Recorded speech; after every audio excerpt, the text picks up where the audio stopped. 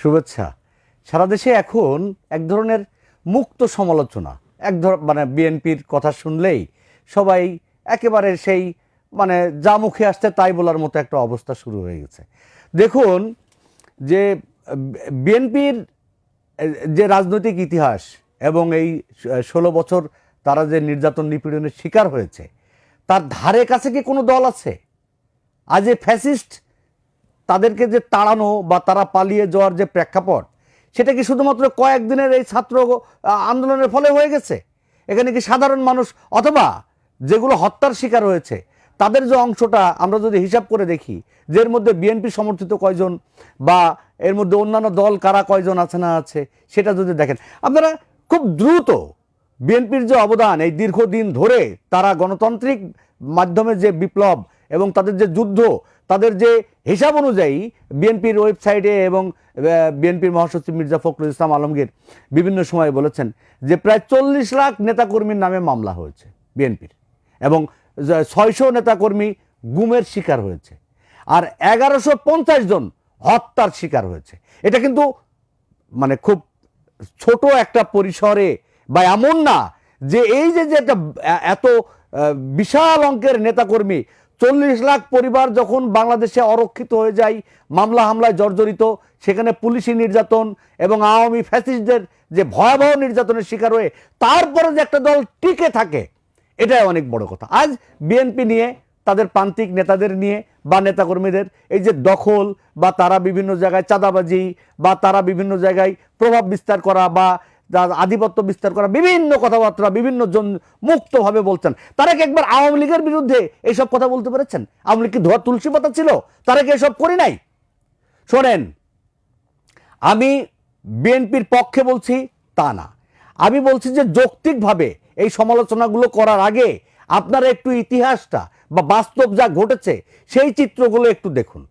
আওয়ামী লীগের এই যে 16 বছরের যে ফ্যাসিস্টের ভয়াবহ রকমের নির্যাতন, সেই নির্যাতনের আওতায় কি কেউ বাঁচছিল? আমি বিএনপির যে ইতিহাসটা বললাম যে এত বৃহৎ পরিবার, 40 লাখ পরিবার যখন মামলা হামলায় বা তাদের ক্রসফায়ারের হুমকি বা তারা যখন পালিয়ে বেড়ায়, তখন একটা দলের অবস্থা কি হতে পারে। তারপরেও কিন্তু নেতাকর্মীরা দলকে ভালোবেসে এই দলের প্রতি তারা আস্থা রেখে এখন পর্যন্ত দল ত্যাগ করেনি।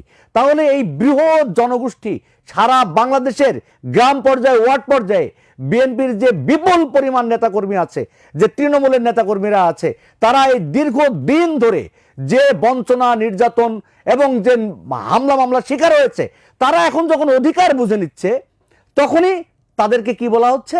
তারা হচ্ছে দখলদার, তারা চাঁদাবাজ, তারা প্রভাব বিস্তার করছে, ইত্যাদি ইত্যাদি বাজে কথা বলা হচ্ছে। ভাই, পিছনের ইতিহাসটা একটু দেখেন যে কেউ না কেউ এই নেতাকর্মীদেরই 5 বছর 7 বছর আগে তারা হচ্ছে কিন্তু ওই সব ব্যবসা প্রতিষ্ঠান বা ওই সব জায়গার প্রকৃত মালিক ছিল। তাদেরকে ওখান থেকে মামলা হামলা দিয়ে বিতাড়িত করা হয়েছে। তারা যখন আবার এসে এখন অধিকার বুঝে নিচ্ছে, তখন তাদের গায়ে সিল দিয়ে দেওয়া হচ্ছে যে তারা হচ্ছে দখলদার, তারা চাঁদাবাজ, ইত্যাদি ইত্যাদি। কিন্তু প্রকৃত সত্য হচ্ছে যে এই সব যে ব্যবসা প্রতিষ্ঠান অথবা যেখানে মাঠঘাট বা যাই হোক না হোক, এগুলোর প্রকৃত মালিকটাকে ছিল আওয়ামী লীগ ছিল? নিশ্চয় না। তারা দখল করে নিয়েছিল বিএনপি নেতাকর্মীদেরকে মিথ্যা মামলা দিয়ে। এমনকি আপনাদের এটা অজানার কিছু না যে আকাশে বিদ্যুৎ চমকেছে, তারপরও নাশকতার মামলা দেওয়া হয়েছে। বিএনপির 70 বছরের 80 বছরের বৃদ্ধদেরকে টেনে হিসড়ে জেলে নেওয়া হয়েছে। একটা মামলার কোনো ভিত্তি নেই।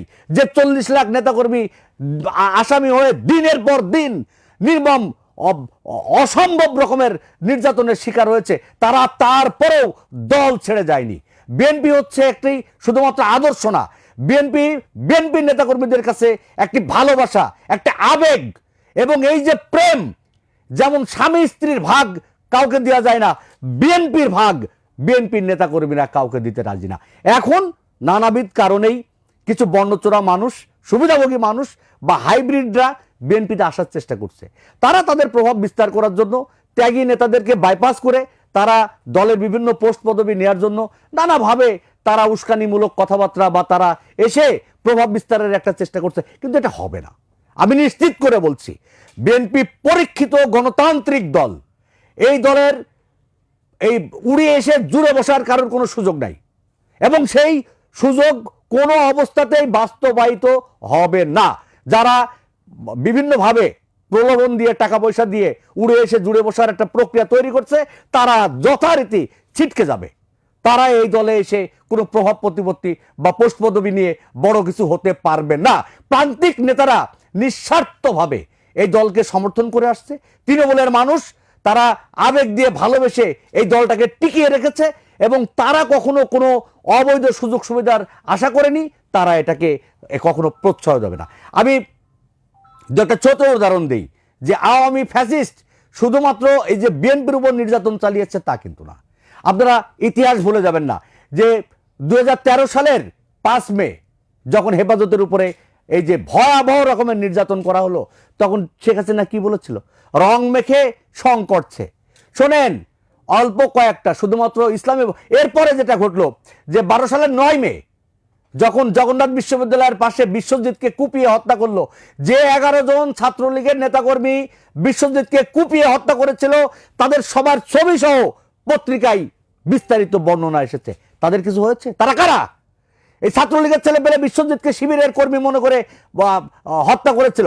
আজ যখন বিএনপি নিয়ে আপনারা অনেক সমালোচনা করছেন যে বিএনপি পড়ে যাচ্ছে, বিএনপির কোনো অস্তিত্ব থাকছে না ইত্যাদিতে, ভাই এত কথা না। গণতান্ত্রিক পদ্ধতিতে ভোটে আসেন, আপনারা শুধুমাত্র বিএনপির দোষ দেখছেন।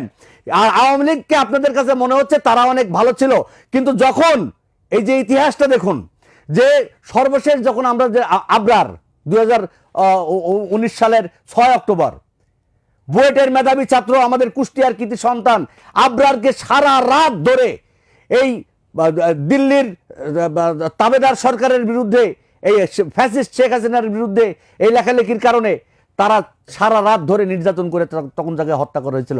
আপনারা কিন্তু সেই ইতিহাসটা দেখলেন না। আপনাদের ইসলামী বক্তা বা আমাদের ইসলামী বক্তাদের মধ্যে যে রফিকুল ইসলাম মাদানি, আমাদের কুষ্টিয়ার একজন ইসলামী বক্তা আছেন আমির হামজা, হেফাজতের মামুনুল হক, তাদের সাথে আওয়ামী লীগ কি আচরণ করেছে? আওয়ামী লীগের এই নির্যাতনের কথা ভুলে গেলেন? সে প্রসঙ্গে কেউ কোনো কথাবার্তা বলছে না। প্রত্যেকটা ক্রিয়ার একটা বিপরীত প্রতিক্রিয়া আছে। সেই জায়গা থেকে আমি বলছি যে বিএনপির নেতাকর্মীরা এখন যেটা করছে, এখন পর্যন্ত আওয়ামী লীগ যা করেছে, মানুষকে ধরে বা মানুষের সঙ্গে যেভাবে প্রকাশ্যে কুপিয়ে চাপাতি দিয়ে বা কুপিয়ে কুপিয়ে হত্যা করা বা এইসব ঘটনা কিন্তু এখনো ঘটেনি। অতএব বিএনপি নিয়ে মানে একেবারে মুখ খুলে যা তা বলার কথা আপনারা একটু বন্ধ করুন। বিএনপির ইতিহাসটা দেখুন, তাদের নির্যাতন নিপীড়নের চিত্রটা দেখুন। এই দীর্ঘ সময়ে ফ্যাসিস্ট আওয়ামী লীগ সরকারের এই যে নির্যাতন নিপীড়ন সহ্য করে বিএনপি যে এখনো টিকে আছে এবং বিপুল সংখ্যক নেতাকর্মী এই বিএনপিকে ধরে আছে, এই বিএনপিকে ছেড়ে দেয়নি, সেই বিষয়টা একবার একটু ভাবুন। বিএনপি ফু দিয়ে উড়িয়ে দেওয়া জিনিস না। অতএব এই আলোচনা সমালোচনা আপনারা যেটাই করুন যৌক্তিকভাবে করুন এবং আগামী দিনে গণতান্ত্রিক পদ্ধতিতে যদি সাধারণ মানুষ মনে করে যে তাদের আশা আকাঙ্ক্ষার প্রতীক বা গণতন্ত্রকে সুরক্ষার জন্য বিএনপি নেতৃবৃন্দ কাজ করবে, তাহলে অবশ্যই তারা নির্বাচিত হয়ে এই দেশ চালানোর সক্ষমতা অর্জন করবে এবং এই সমালোচনা আজকে যারা করছেন তারা কিন্তু বাতাসে উড়ে যাবে। সমালোচনা করার আগে নিজের চেহারাটা আয়নায় দেখুন যে এই ফ্যাসিস্ট সরকারকে হটানোর জন্য আপনার অবদান কতটুকু ছিল। কয়টা মামলা খেয়েছেন, কতবার আয়না ঘরে গিয়েছেন, কতবার নির্যাতনের শিকার হয়েছেন, সেগুলো হিসাব করে তারপরে অন্যের সমালোচনা করবেন। যারা সঙ্গে ছিলেন ভালো থাকবেন, আবার দেখা হবে। ধন্যবাদ সবাইকে।